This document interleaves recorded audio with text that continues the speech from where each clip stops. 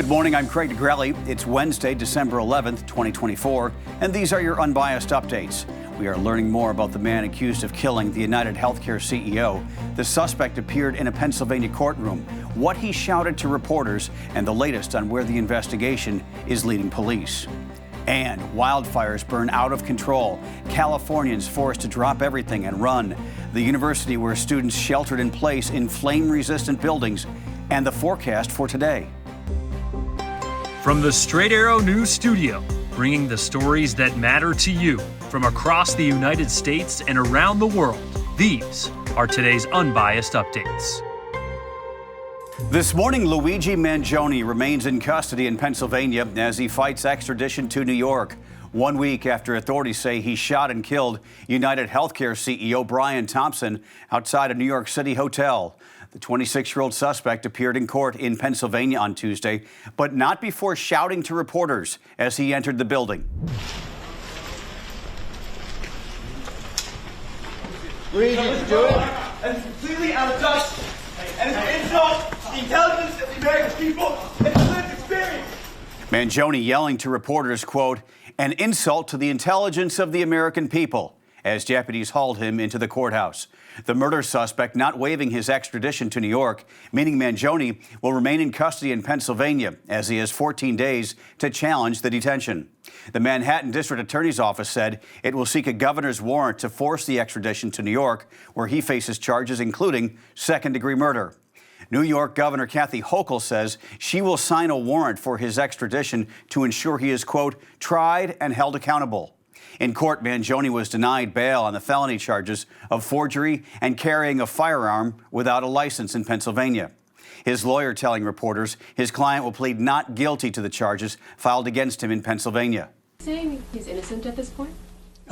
He has indicated pleas of not guilty. The only charges that we've seen thus far have been the ones here in Pennsylvania, and we have pled not guilty to those charges. And we'll What's his state of mind?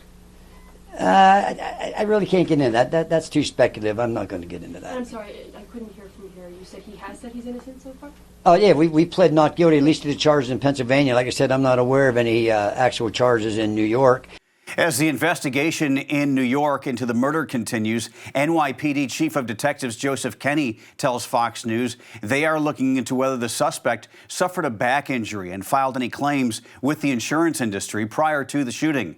His roommate in Hawaii telling various broadcasts Mangione's back surgery caused him great pain, and he was extremely angry about it. Mangione had 3 pages of writing on him when he was arrested inside the Pennsylvania McDonald's on Monday morning. NYPD saying the notes were addressed to, quote, the feds, telling authorities he acted alone. Investigators say Mangione might have been inspired by the Unabomber Ted Kaczynski and are looking to see if the CEO, Thompson, was the target of, quote, a symbolic takedown against corporate corruption. It's been reported that Mangione's mother was so worried about him, she had filed a missing persons report in November. In a statement, his family said they are shocked and devastated by his arrest.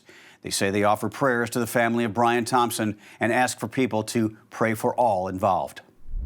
The fallout from South Korea's martial law declaration widens as the imprisoned former defense minister attempted to take his own life. Investigators now plan to arrest the former president as police tried to raid his office. Authorities say former defense minister Kim Jong-un has been moved to an isolation room after an attempt on his own life before his formal arrest warrant was issued last night. Kim was the first public figure to be detained over the martial law declaration on December 3rd. He's accused of being the one to recommend the move. Separately yesterday, South Korean police said they sent officers to search President Yoon Suk-yeol's office as part of the investigation into the declaration. Yoon is now banned from leaving the country as police and prosecutors investigate whether he and his supporters in the government, as well as the military, committed an insurrection when they sent armed troops into the National Assembly last week to try to prevent lawmakers from gathering to cancel the martial law decree. They were ultimately unsuccessful. Lawmakers voted unanimously to end martial law just 6 hours after it was put in place. Investigators have vowed to arrest or at least detain Yoon. He's still the country's president and refusing to resign after an impeachment attempt on Saturday failed when members of his party left Parliament and boycotted the vote. The country's main opposition party says it's preparing a new impeachment motion. A vote on that is expected as early as this Saturday. Here in the U.S., wow, look at this devastation. Firefighters in Southern California are battling a raging wildfire that has prompted evacuations and damaged homes in the affluent beach community of Malibu, northwest of Los Angeles.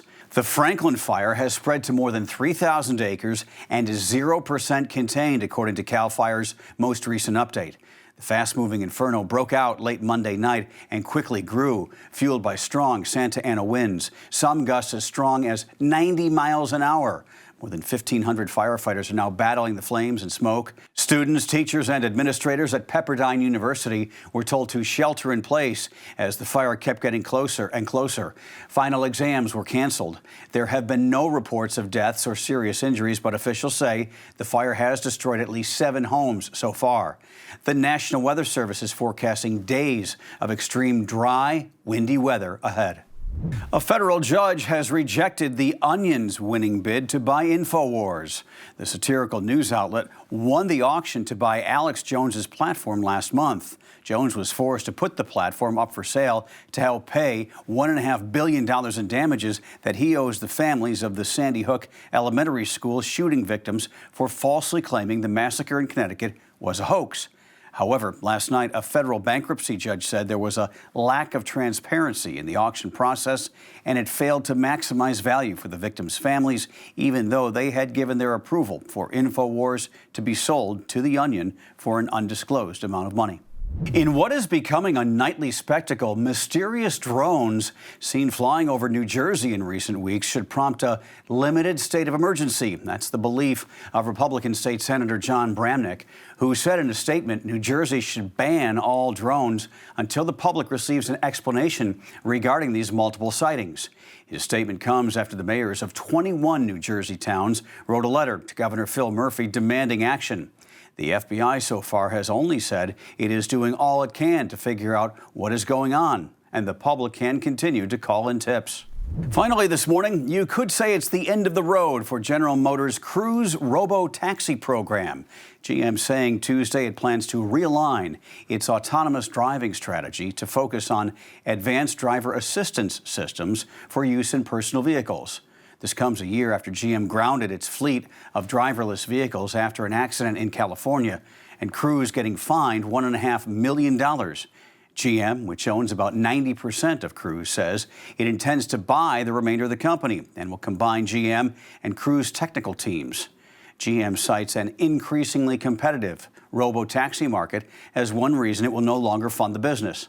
Kyle Vogt, the founder of Cruise, who left the company in 2023, reacted to the news on X, saying, quote, "In case it was unclear before, it is clear now. GM are a bunch of dummies," end quote.